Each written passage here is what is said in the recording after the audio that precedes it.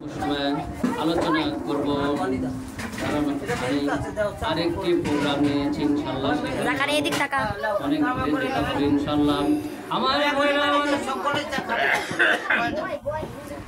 আল্লাহর নবী প্রিয় নবী সোনার নবীজির মুজিজার কথা বলছিলাম আল্লাহু আকবার আল্লাহু আকবার নবী আল্লাহর নবী মিরাজের রজনীতে মসজিদুল আকসাতে গিয়েছেন সেখানে কেউ নামাজ পড়ে না কেউ সালাত আদায় করে না লক্ষ লক্ষ নবী রাসূল ওয়েট করছে কেউ আগে নামাজ সালাতে যায় না হযরত জিবরাইল আমিন বলেন আল্লাহর নবী আল্লাহর হাবিব আপনি গিয়ে সেখানে ইমামতি করে আপনি নামাজ পড়িয়ে দিন বলেন সুবহানাল্লাহ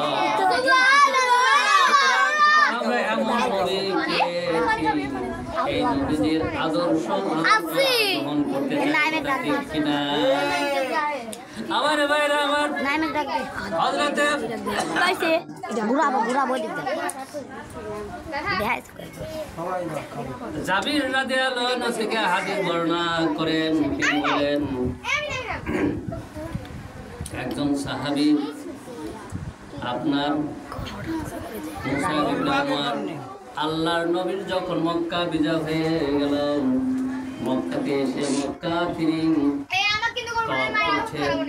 একজন মুসা ইবনে উমর তিনি ছিলেন তিনি মনে মনে ভাবলেন এইবার মুহাম্মদকে দরিয়া থেকে শহীদ করে দেব বলেন নাউযুবিল্লাহ রক্ষা করেছেন কে আল্লাহ আমরা যদি আল কোরআন পালন করি তাহলে আমাদের রক্ষা করবেন কে আল্লাহ নবীর আদর্শ পালন করি তাহলে রক্ষা করবেন কে আল্লাহ আমার ভাই আমার বন্ধুগণ এরপরে মুসা ইবনে উমর নবীজি মক্কা তওয়াফ করছেন মক্কা বিজয়ের পরে এবার মুসা ইবনে উমরকে দেখে আল্লাহর নবী বললেন তুমি মুসা ইবনে উমর নাকি তিনি বললেন হ্যাঁ তিনি বললেন তুমি কোন মতলব আটকাছো তিনি বললেন তিনি চুপ করে থাকলেন তুমি কি আমাকে মারার জন্য আগাচ্ছ তিনি চুপ করে থাকলেন নবীকে জড়িয়ে ধরে বললেন আল্লাহর নবী আল্লাহর হাবিব আপনি কেমনে করে টের পেলেন যে আমি আপনার বিরুদ্ধে ষড়যন্ত্র করতেছি জোরে বলেন সুবহানাল্লাহ সুবহানাল্লাহ আল্লাহর নবী মুসা ইবনে উমরকে জড়িয়ে ধরলেন আর তার জন্য দোয়া করলেন তিনি নবীকে জড়িয়ে ধরে বললেন লা ইলাহা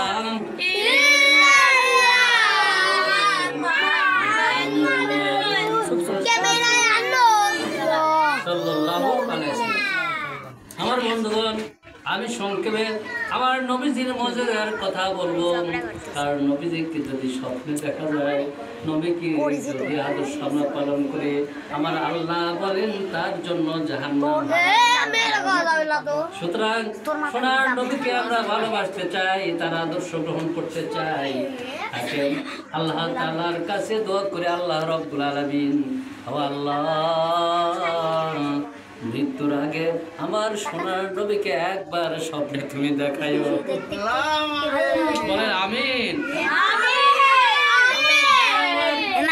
হযরত জাবির রাদিয়াল্লাহু আনহু বলেন আমরা তখন দোকান করতেছি নি যুদ্ধক্ষেত্রে ছিলাম না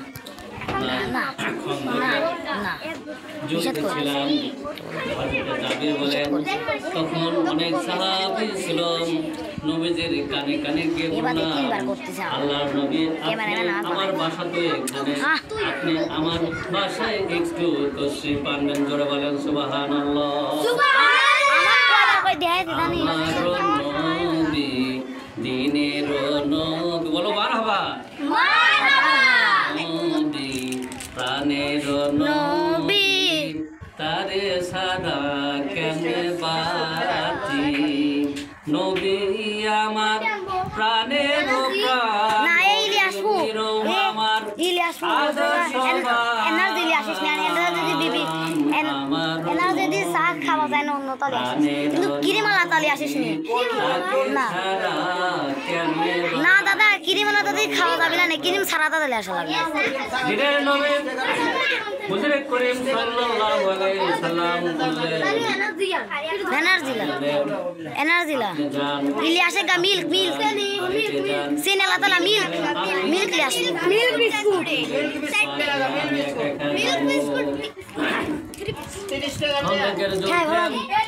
হযরত জাবের রাদিয়াল্লাহু আনহু এরপর তিনি বাড়িতে চলে গেলেন। বাড়িতে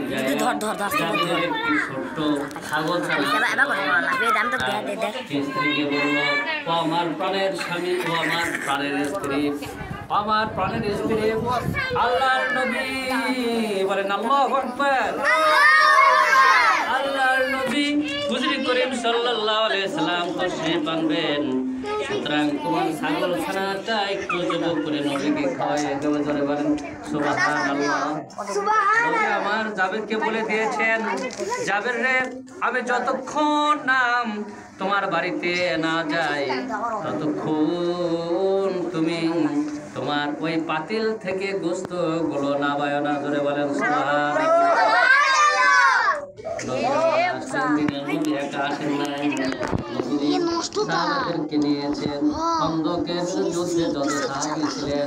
সবাই কার বাড়িতে দাওয়াত নিল?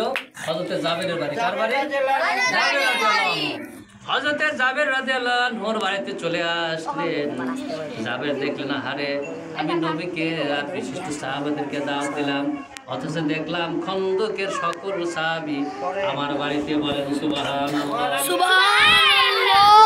নবীজি আমার এরপর সেই গোস্তের টুকরার ভিতরে তার ফুটো মোহর একটা ছিটিয়ে দিলেন। এমনি করে বলেন, যাবে যে এইবার সকল সাহাবাদেরকে তুমি খেতে যাও। তিনি বসে বসে সকল সাহাবাদেরকে খেতে দিলেন। নবী আমার বললেন, জাবের রাদিয়াল্লাহু আনহু, শোনো, তোমার পাতিলে কি আর কোনো গোস্ত আছে নাকি?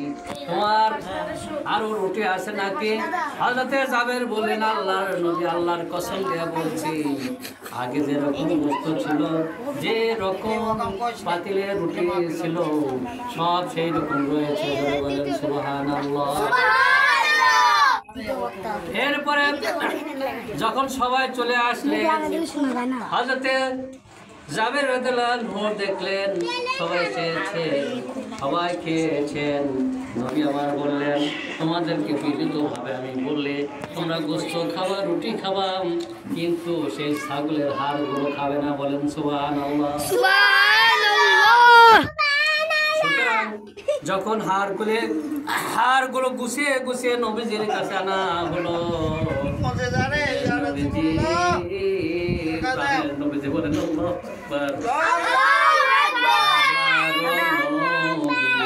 প্রাণের নবী, তাকে কি করে আমরা ভুলি? কথা ঠিক কিনা? নবীজি জাবেরকে বললেন, সমস্ত হাড়গুলো আমার কাছে নিয়ে আসো। কারণ হলো এই পশুটা, এই ছাগলটা জাবেরের ওয়াইফের অত্যন্ত পছন্দের ছিল, অত্যন্ত তার প্রিয় ছিল। এরপর হাড়গুলো নবীজি যখন করলেন, সেই হাড় সাথে সাথে তাজা হয়ে আবার ছাগল হয়ে গেল।